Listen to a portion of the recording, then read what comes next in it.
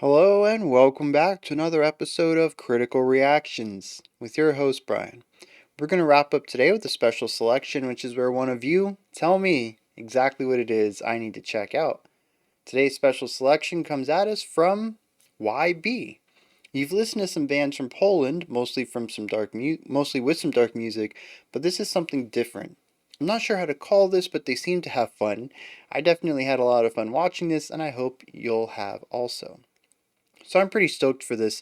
The band is LXMP, and I can't pronounce the track, so I'm going to use a translator. I don't know how accurate this is going to be, but it is called Torreador Janusz.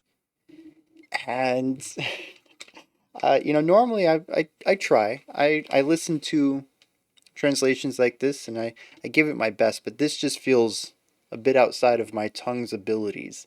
I tried it like a dozen times. I'm like, I'm not going to get this. I'm not going to butcher it. So let's check this out. The band is LXMP. Let's see what they're bringing to the table today.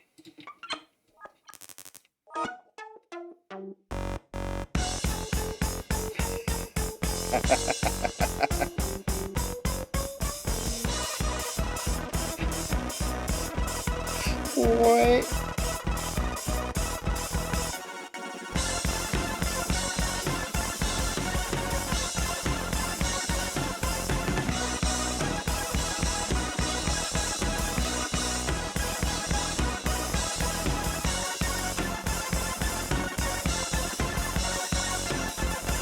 Lots of octave-based stuff for our pitched instrument. Oh, alright, we're getting away from that. That was just the intro.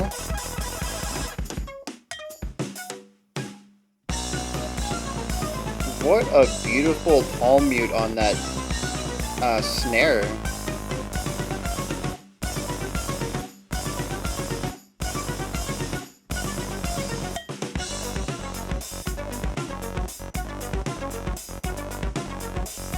What are we in 5/8?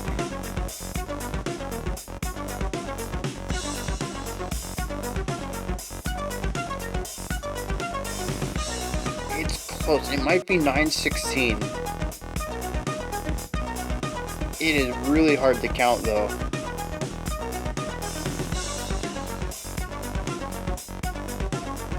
Lots of modulation going on.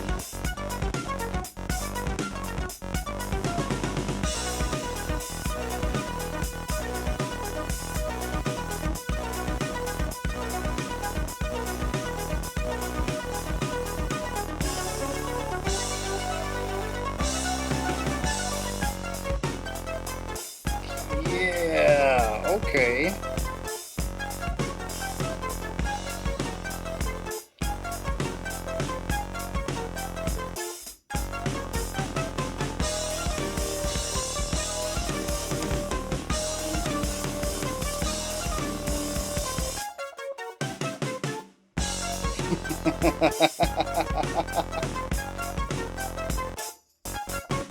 Oh.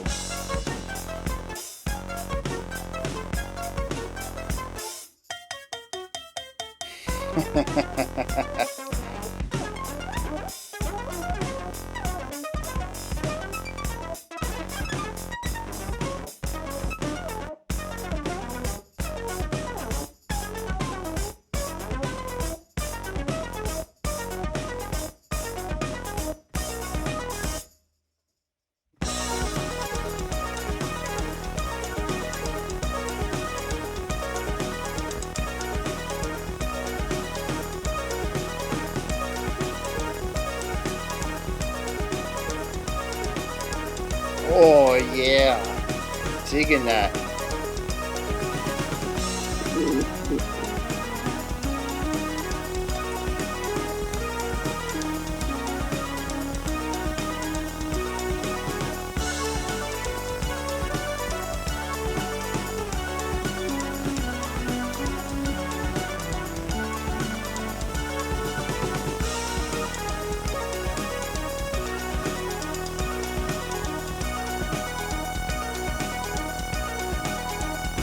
Eyes closed, just jamming.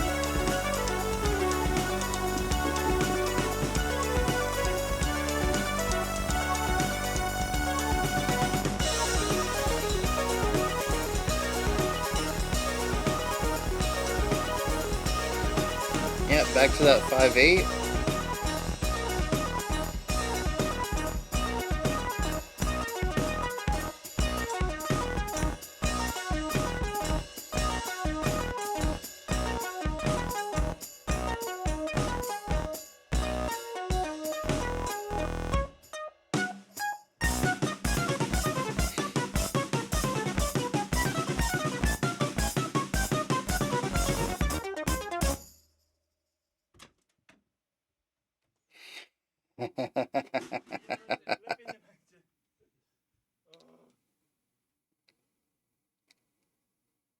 Yeah. Yep. Yeah, 100% fun. So many, so many great moments there. Um, what was it that we just checked out too? I can't remember, but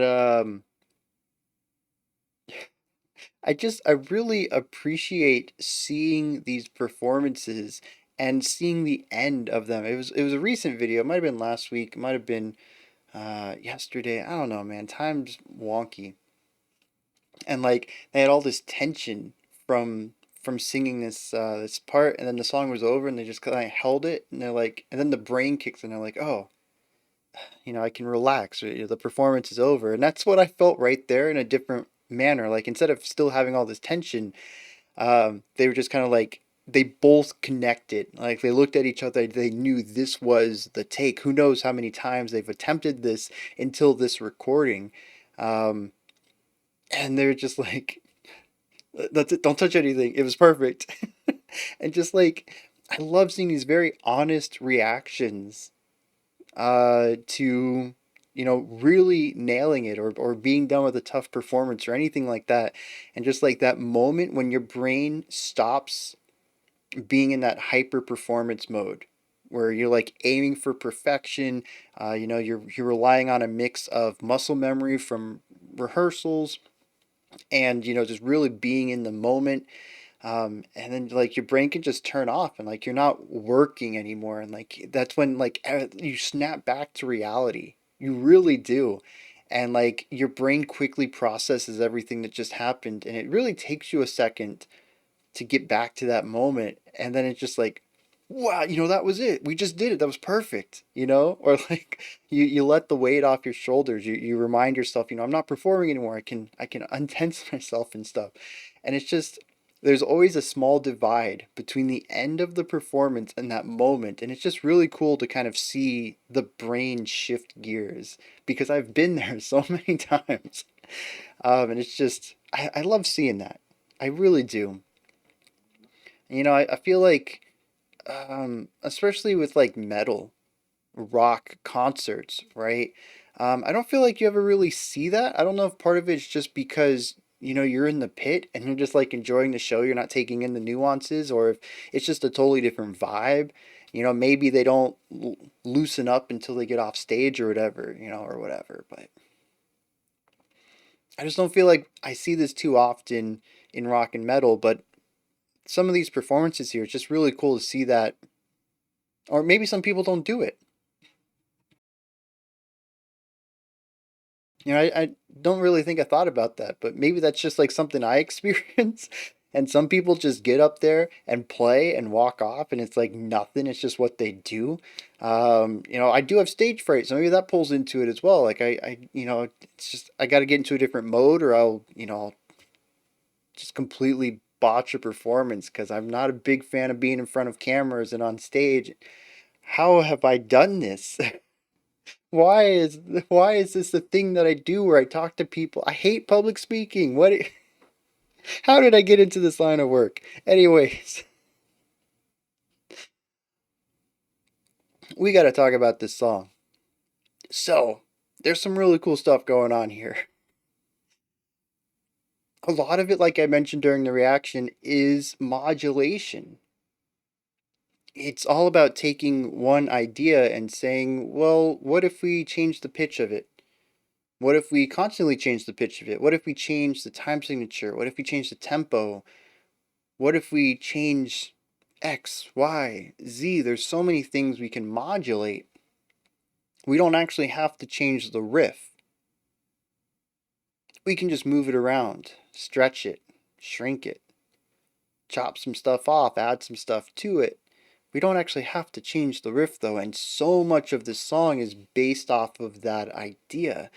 And I think some of it stems from the drummer having to not only do these really intricate rhythmic ideas, but also have to play on the keyboard.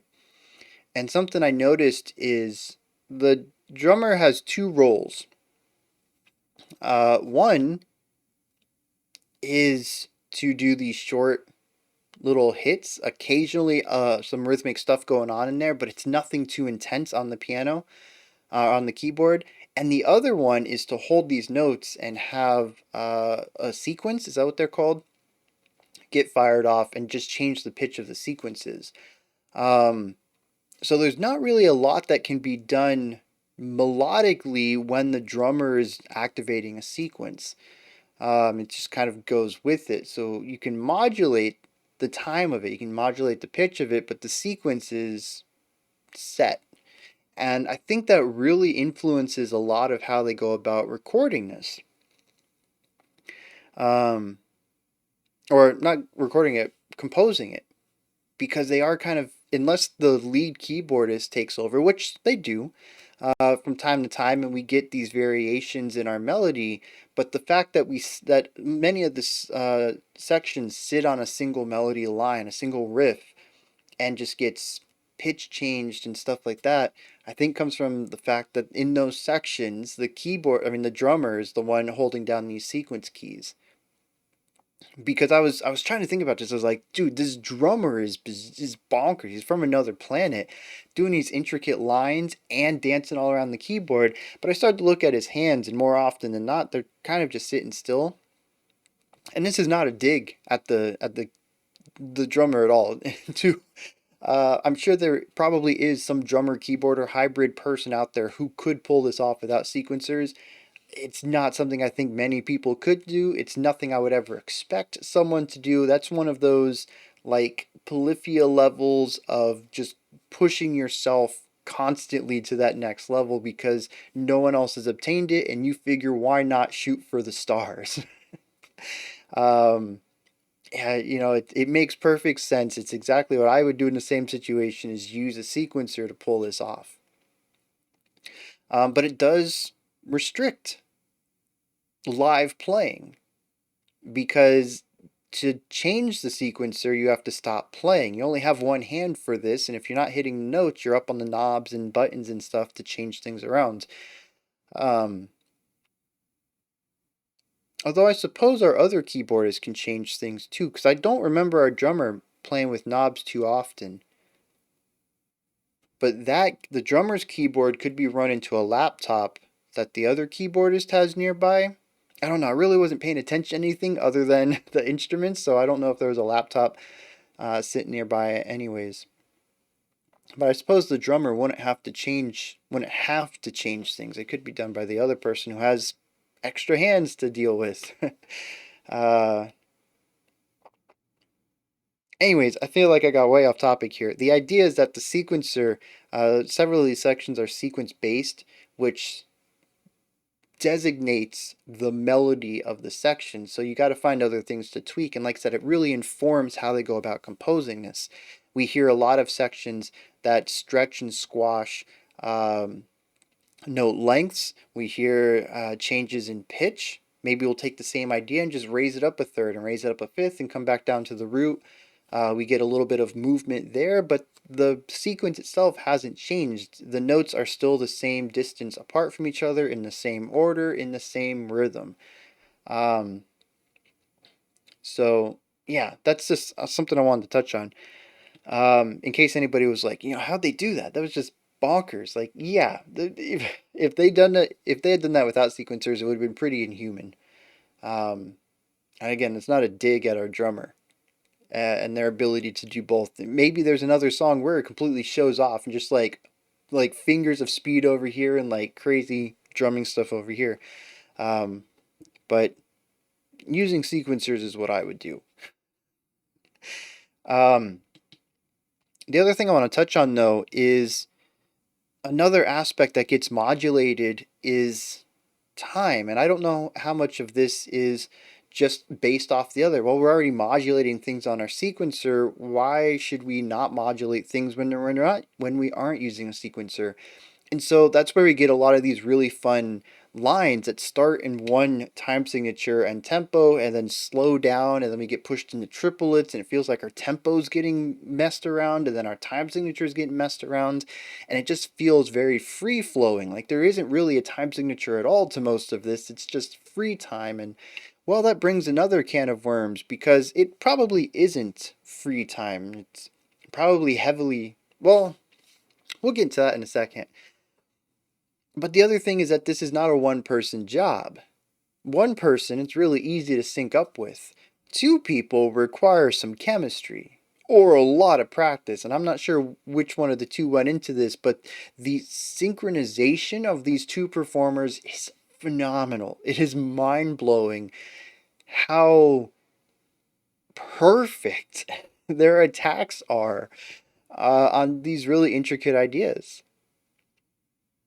We have what seems to be like fermatas, nested tuplets in places, just bonkers changes with meter and time signature. Sorry, meter and tempo, and then just like they just nail it so effortlessly and so perfectly in sync. What is going on with these two? They're like robots. Um, and like you can feel that at the end, like I was talking about, when you're just like hands off the keyboard. He's like, "That's it, we're done. No more performing, no more recording. This is the take." Like you can just feel that energy, and it's that joy of knowing you did everything right, and they did. This is just a phenomenal performance of this. Just the raw timing of it all is just bonkers. And I'd started to talk about time.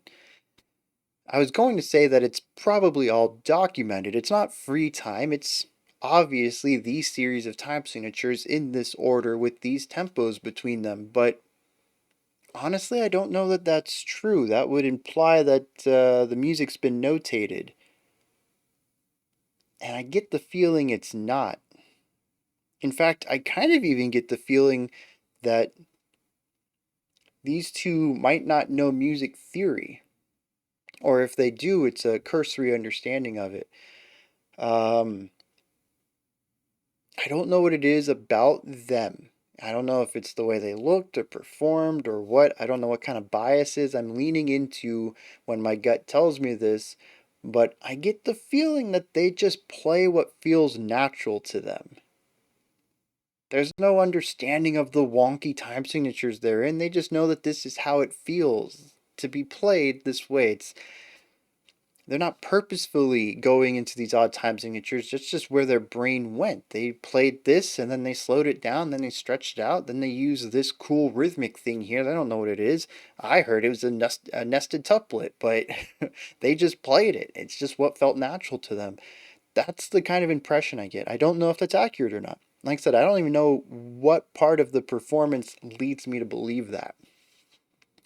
Um, but yeah, if anybody has insight into that, if they notate any of this, if they use sheet music at all, uh, if well, they would have to have. It doesn't even have to be sheet music. It could be tabs or anything that would document this, where you would have to figure out time signatures. But I just get the feeling that it's all just written and memorized, or sorry, performed and memorized. This sounds good. Let's do it. I just got to remember it now. That's kind of how I feel about this, which is, if that's true, is just bizarre. It's just another one of those, inhuman elements of this that's just elevates everything. Um,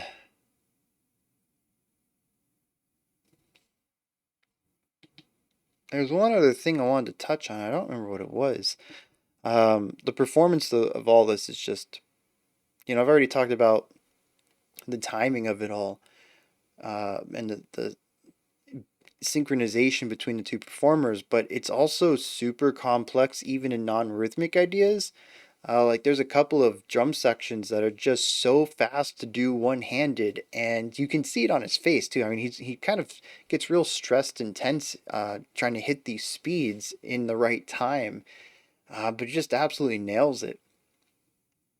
There was one part just with a series of snare hits just at a redonkulous speed for one-handed, and no roll either. Like I think a roll would have helped, but no, just decides to just was it brute force his way through it and just like just get like 4 or 5 of those snare hits straight in a row like that. Um, and then just real phenomenal melodic use of the drum kit. It was something I noticed right off the bat, put a smile on my face at second one. Is just the playfulness of the drumming,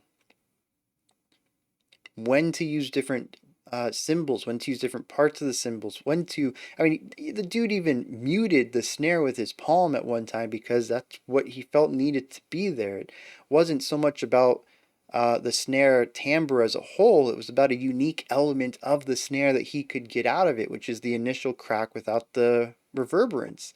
And he just goes in there and mutes that snare while he's moving on to some other stuff. Like it was intricate to begin with, but it was also something you just don't see too often. He wanted something very specific out of the snare that you don't get just by hitting it normally. Also used the rim of the snare, which is really cool, not with like a cross stick technique, but just literally hitting the side of the metal part of the snare. Um, and it's a small kit, but there's so many timbres he got out of it, and that to me is just the sign of an experimental drummer. There's definitely some good drummers surround themselves with like hundreds of instruments and they have one little thing over here and they hit it once in their full the full concert or whatever, but just really wants that unique sound. But I think there's an ingenuity that comes with smaller kits as well. And I really appreciate the melodic ingenuity here to find the right sound for each moment without having access to, 50 toms and 4 different cowbells and wood blocks and everything. Like he had a couple of unique things here, but for the most part it was all just really great full usage of every instrument. Right? Each part of the drum kit had more than one timbre to get out of it, and he made sure of that. I feel like I haven't talked too much about the lead keyboardist,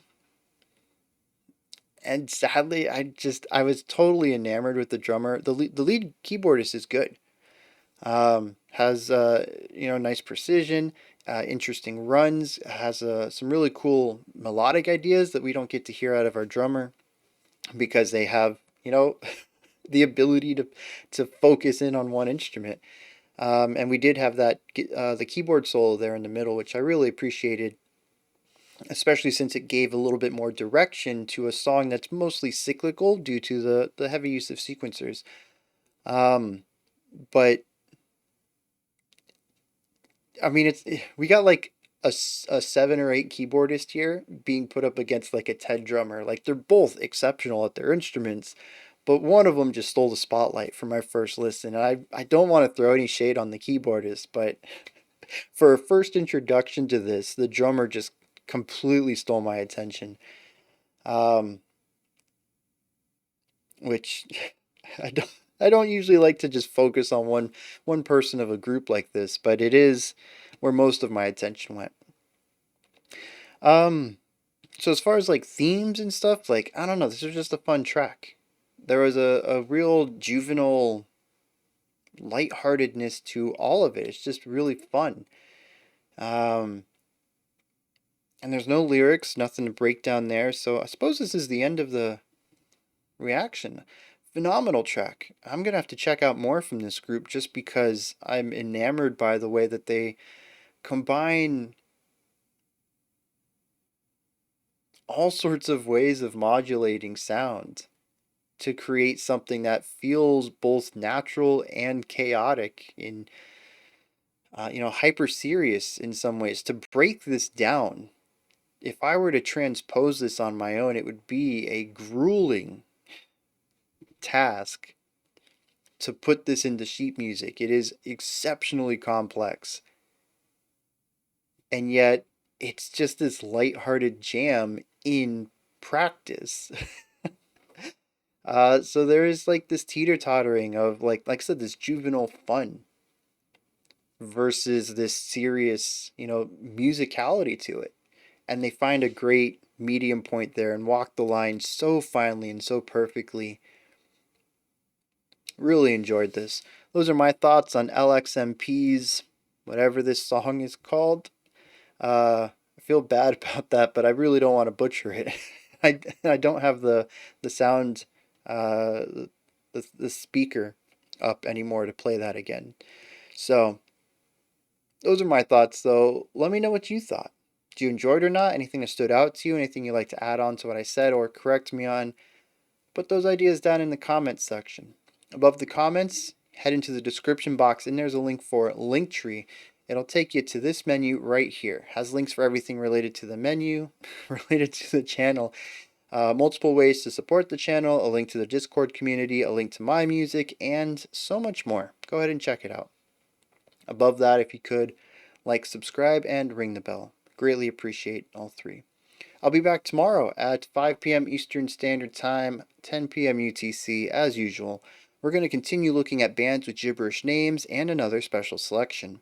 Until next time, remember to be critical, not cynical, of the music you listen to, and have a fantastic morning, afternoon, or evening whenever you choose to watch my videos.